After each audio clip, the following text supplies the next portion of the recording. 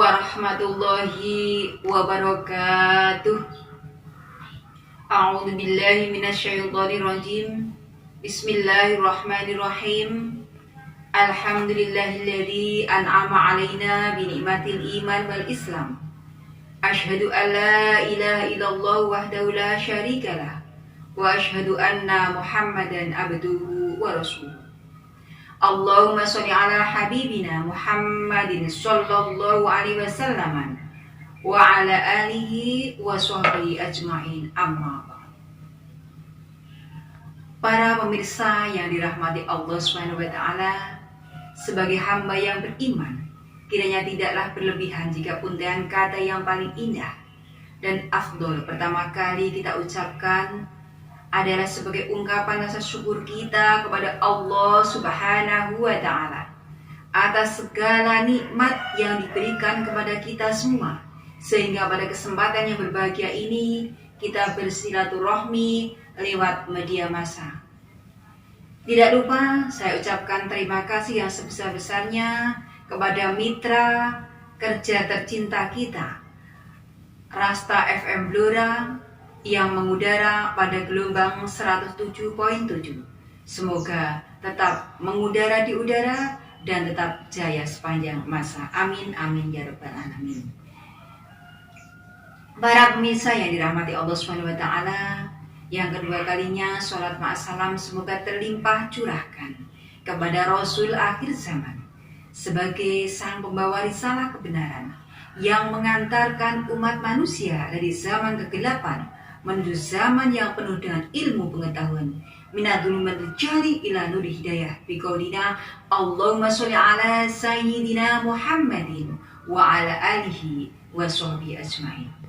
Para pemirsa yang dirahmati oleh Allah Subhanahu wa taala, alhamdulillah pada saat ini kita bisa dipertemukan oleh Allah dengan bulan Ramadan, bulan yang penuh dengan barokah, bulan yang penuh dengan maghfirah, dan bulan yang penuh dengan rahmah.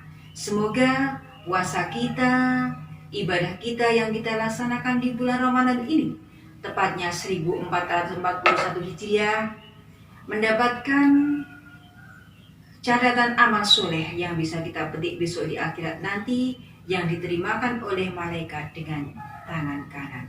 Amin, amin, ya rabbal alamin. Pada kesempatan yang berbahagia ini saya akan mencoba untuk mengkaji tentang doa. Kata doa berasal dari kata da'a yada'u doaan, yang artinya meminta atau memohon. Nah, kenapa seorang hamba dianjurkan untuk berdoa? Karena janji Allah Subhanahu wa taala dalam Al-Qur'an, ud'uni astajib lakum. Berdoalah kepadaku, niscaya Allah akan mengabulkannya. Jadi orang yang beriman maupun orang yang tidak beriman tetap memohon kepada Allah Subhanahu wa taala, karena Allah mempunyai sifat Ar-Rahman, Maha Pengasih dan tidak akan pernah pilih kasih. Orang yang beriman akan mengedepankan doa dan doa di samping dia harus berusaha, karena ad-du'a'u mahul ibadah. Doa itu adalah otak dari ibadah. Nah, yang akan kita bahas di sini, kenapa doa kita kok tidak segera dikabulkan oleh Allah Subhanahu wa taala? Ini kita introspeksi diri. Ada beberapa tips mengapa doa kita tidak segera dikabulkan oleh Allah Subhanahu wa taala. Karena yang pertama, doa yang tergesa-gesa. Jadi, jika kita berdoa dan kita tergesa-gesa untuk segera dikabulkan oleh Allah Subhanahu wa taala, inilah yang menjadi penghalang doa kita untuk diterima oleh Allah Subhanahu wa taala. Kita berdoa berarti kita ini menanam, di mana suatu tanaman itu ada tanaman yang bisa kita petik dalam jangka pendek, ada tanaman yang bisa kita petik dalam jangka menengah, ada tanaman yang kita petik dalam jangka panjang. Yang pertama, ketika kita menanam jangka pendek, misalnya kita menanam sebuah tauge. Jadi dalam beberapa malam tauge akan segera tumbuh dan digunakan untuk masak. Namun ada lagi tanaman yang mempunyai jangka menengah. Ibarat kita menanam padi, menanam jagung selama 2 atau 3-4 bulan kita baru bisa menuainya. Ada lagi tanaman yang jangka panjang. Misalnya kita menanam pohon padi, menanam pohon jati, menanam pohon karet. Nah, ini dalam waktu 10 atau 20 tahun lagi kita baru bisa menikmati. Bahkan kita tidak bisa menikmati hasilnya. Yang menikmati adalah anak-anak cucu kita. Ya itulah. Terkait dengan tidak tergesa-gesanya doa, ini dicontohkan oleh Rasul kita. Rasul yang punya gelar Abdan Syakuro, yaitu tentang kisah Nabi Ayub, di mana Nabi Ayub mempunyai kekayaan yang sangat melimpah karena beliau mewarisi kekayaan dari orang tuanya. Akhirnya Nabi Ayub menikmati dengan tidak merasa sombong. Dia tetap memohon kepada Allah dan bersyukur kepada Allah SWT. Akan tetapi setan pun iri dengan kebahagiaan yang dirasakan oleh Nabi Ayub. Setan memohon kepada Allah SWT agar harta benda yang dimiliki oleh Nabi Ayub diambil oleh Allah SWT. Apakah Allah mengabulkan doa setan? Allah mengabulkan doa setan. Akhirnya sawah yang luas yang ditanami, tanaman-tanaman, kebunnya, mereka pada mati. Mereka tidak memenuhi hasil dari tanaman Nabi Ayub. Nabi Ayub tidak mengapa. Dia tetap selalu bersyukur kepada Allah SWT dan tetap beribadah kepada Allah SWT. Cobaan yang kedua datang lagi. Setan pun memohon kepada Allah SWT karena dia merasa tidak berhasil dalam menggoda Nabi Ayub. Akhirnya para setan bergotong royong untuk merobohkan, menggoncang-goncang rumah Nabi Ayub. Akhirnya apa yang terjadi para pemirsa? Rumah Nabi Ayub, anak-anak Nabi Ayub yang ganteng-ganteng dan yang cantik-cantik mati tertimpa rumah. Inna lillahi wa inna ilaihi raji'un. Namun Nabi Ayub tetap bersabar dan berdoa kepada Allah SWT. Yang pedih lagi, selama 7 tahun Nabi Ayub ditimpa penyakit kulit yang sangat menjijikkan, di mana Nabi Ayub diusir oleh penduduk setempat, dan akhirnya Nabi Ayub pergi ke suatu desa Al-Basina. Mereka bersama istrinya Rahmah, di mana istrinya Rahmah merawat Nabi Ayub dengan begitu tulusnya.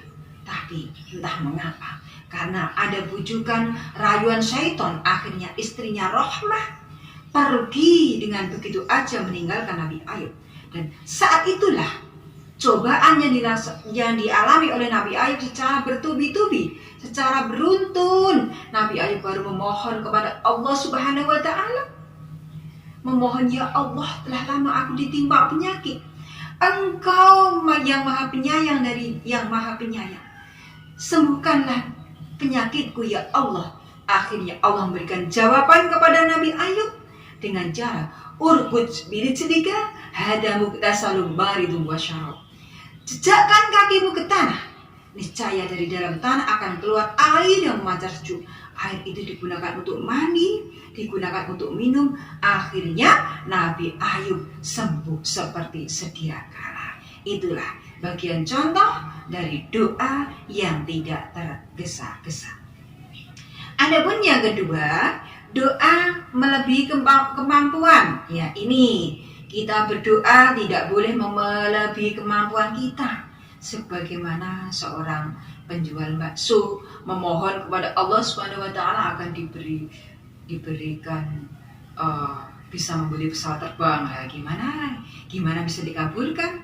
Nanti yang diberi juga bingung bagaimana kita harus membuat bandaranya, bagaimana kita harus membuat tempatnya untuk bersandar. Lah, itulah doa yang melebihi kemampuan.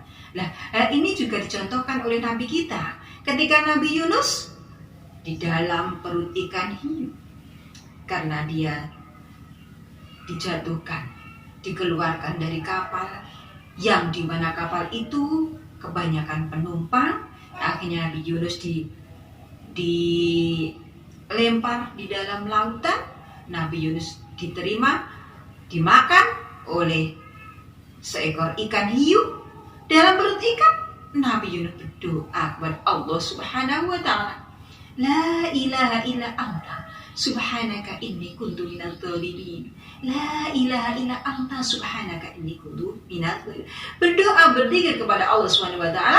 Akhirnya ikan hiunya mules. Akhirnya ikan hiu berhenti mendarat dan memuntahkan Nabi Yunus. Nabi Yunus dalam keadaan selamat.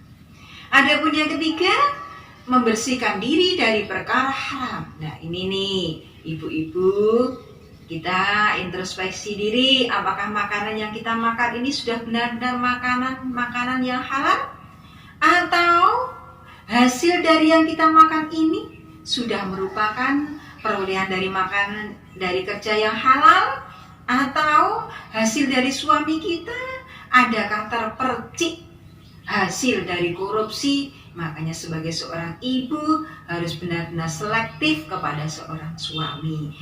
Kita bertanya apabila kita diberi hasil yang lumayan banyak, kok di luar dugaan kita bertanya, dari mana ayah uang ini yang kita dapat? Apakah uang ini benar-benar halal atau uang ini dari hasil korupsi itu? Adapun yang keempat, kita berdoa di waktu-waktu yang mustajabah. Misalnya ketika kita selesai menjalankan sholat 5 waktu, kita berdoa kepada Allah Subhanahu wa ta'ala apa yang kita minta sesuai dengan apa yang kita inginkan. Bebas kita berdoa, kita minta apa saja boleh, asal tidak di luar kemampuan kita. Ketika kita berdoa di waktu antara adzan dan iqamah, ya, kita bisa mohon kepada Allah Subhanahu wa ta'ala. Ketika tengah malam, 2/3 malam, ketika kita habis selesai melaksanakan sholat tahajud, nah inilah waktu-waktu yang paling mustajabah dalam kita berdoa, memohon kepada Allah Subhanahu wa ta'ala. Tentunya ketika berdoa diawali dengan bacaan istighfar. Astaghfirullah Rabbal baraya, astaghfirullah minal khadaya, Rabbi zidni ilman nafi'ah wa wafiqni amalan sholihan. Jadi ketika kita akan berdoa, beristighfar kepada Allah Subhanahu wa ta'ala, jangan lupa baca sholawat. Allahumma sholli ala sayyidina Muhammadin walhamdulillahi rabbil alamin. Kita berdoa menyebut dengan mengucapkan bersyukur kepada Allah Subhanahu wa ta'ala, alhamdulillahirabbil alamin, hamdan na'imin, hamdan syakirin. Dan kita jangan lupa berdoa dengan menggunakan nama-nama Allah Subhanahu wa ta'ala. Ya Rahman ya Rahim, berilah keluarga kesehatan. Ya Rahman ya Rahim, berilah aku kebahagiaan di dunia maupun di akhirat. Nah, ya Rozak, berilah aku rizki yang melimpah, berikanlah aku rizki yang berkah. Ya Muhaimin, ya Allah yang maha menjaga, jagalah aku, keluargaku dari perbuatan maksiat, jagalah aku dan keluargaku dari hidayahmu. Jadi jadikan aku termasuk golongan orang-orang yang selalu mencari petunjukmu, ya Allah ya Hadi, yang maha pemberi petunjuk. Para pemirsa yang dirahmati Allah Subhanahu wa ta'ala, dari uraian saya tadi dapat kita simpulkan bahwa agar doa kita diterima oleh Allah Subhanahu wa ta'ala, yang pertama adalah tidak tergesa-gesa, yang kedua tidak melebihi kemampuan kita, yang ketiga membersihkan diri dari perkara yang haram, dari perbuatan yang haram, dari makanan yang haram, yang keempat berdoa di waktu mustajabah. Ada lagi loh yang kelima, yaitu doa yang agar doa kita diterima oleh Allah Subhanahu wa taala, yaitu doa orang yang teraniaya. Maka para pemirsa semuanya, kalau doa kita ingin segera diterima oleh Allah Subhanahu wa taala, jadilah orang yang teraniaya. Kiranya cukup sekian dari kami. Kebenaran datang dari Allah Subhanahu wa taala, kesalahan dari saya pribadi. Mohon maaf apabila ada kata-kata yang kurang berkenan di hati para hadirin semuanya. Kita tutup kajian ini dengan doa penutup majelis. Subhanakallahumma bihamdika asyhadu alla ilaha illa anta astaghfiruka wa atubu ilaik. Assalamualaikum warahmatullahi wabarakatuh.